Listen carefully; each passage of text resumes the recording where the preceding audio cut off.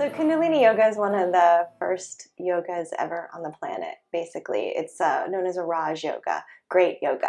And it encompasses all different aspects of yoga. So there's breath work,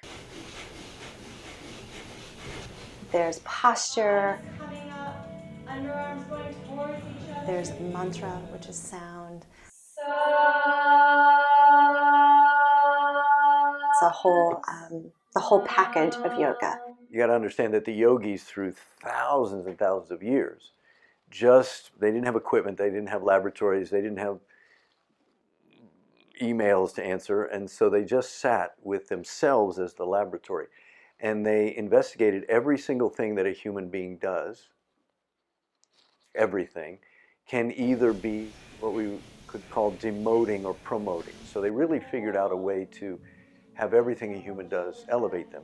And the postures include the traditional postures you see in Hatha, but they also include other things the body does, like animals when they're in trauma.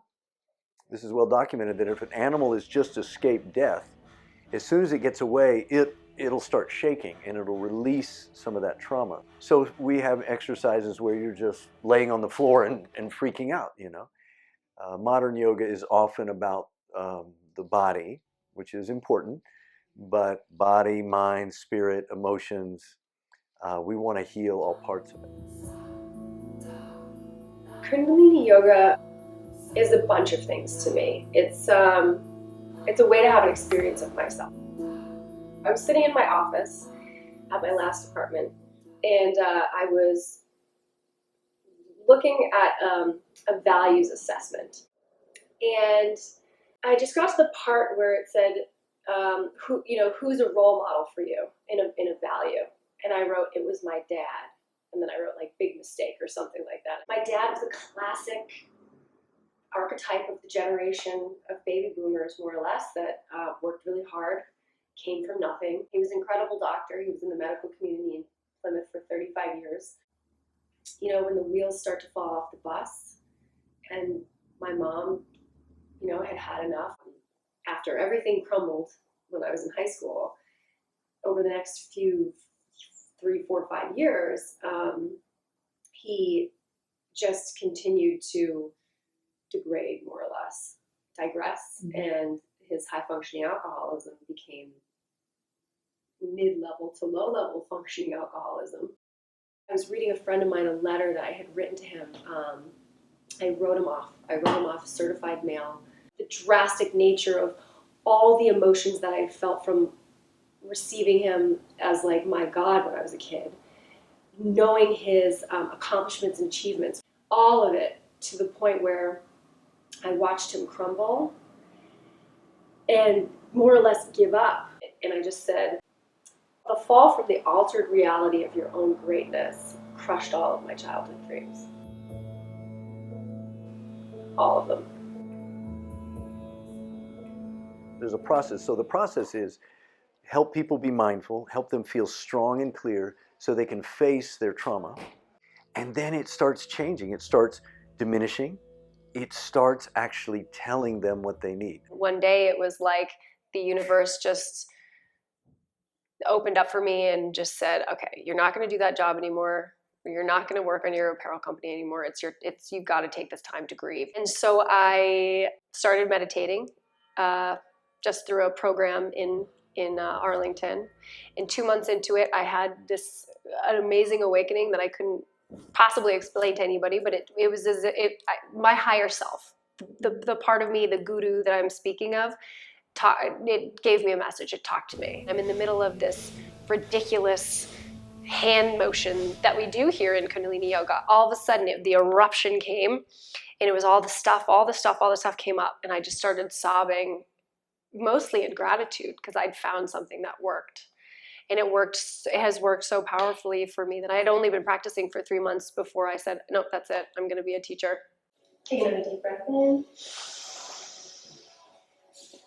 Suspend the breath. And release. going through, you start by tuning in. And tuning in is a mantra, Ong Namo, Gurudev Namo. We say it 3 times. Ong is the infinite consciousness, the creative consciousness. Namo is bowing in humility. So it's kind of like you're tuning yourself, almost like you're going to tune yourself to the frequency where you set your mind and your mind body in this alignment with the divine source of the Guru. The Gu means darkness, Ru means light, from darkness to light. That teacher that we all have inside of us that's always urging us and guiding us towards our higher selves, towards that place of infinite joy.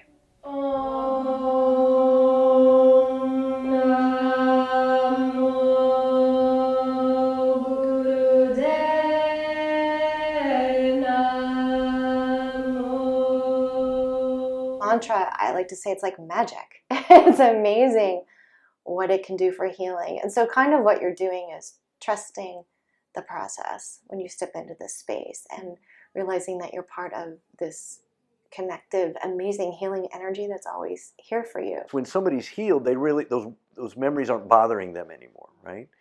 So, in short, emotions can and almost must be used.